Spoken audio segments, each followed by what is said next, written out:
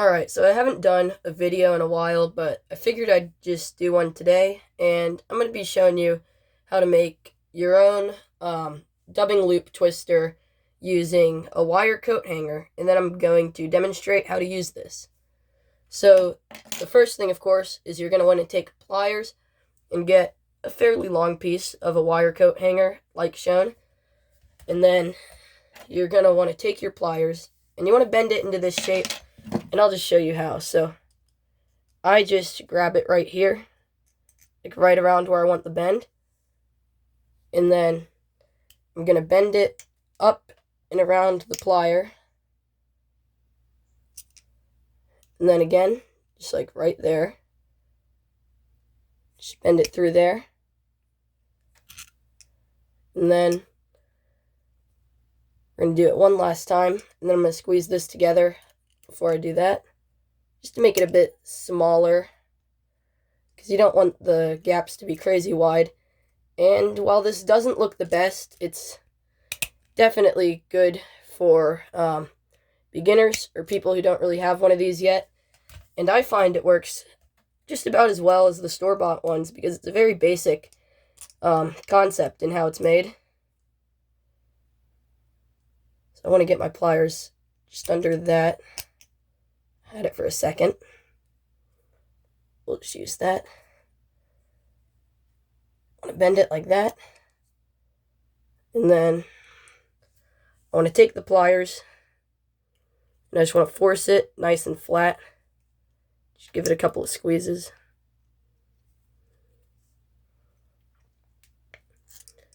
And now we have it, and it's very quick to make, and it doesn't look the best, but here, I'll bring my vise in, and I'll show you how well it works. Let me adjust my phone for a second. Alright, so we've got that. And I'm just going to be taking just this little curved hook.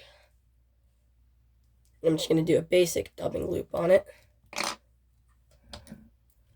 So I'm going to take my thread and just begin right here. I'm just going to bring it all the way back to right around here. And this is just a demonstration. This is not a pattern or anything. However, I will show you a pattern I've done with this. I did this little dubbing loop in marabou leech with just a little crystal flash in the tail. And I think that turned out really well. And I think the fish are going to really like it, especially like smaller bass and crappie and stuff.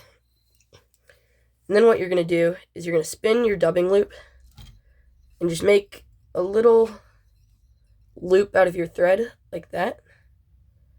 And then here, I'll bring this up.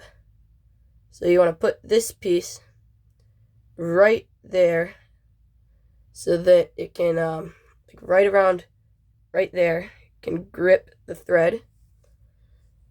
And then you want to take your dubbing of choice, and I'm going to be using a brown dubbing because that's going to be very visible on the camera.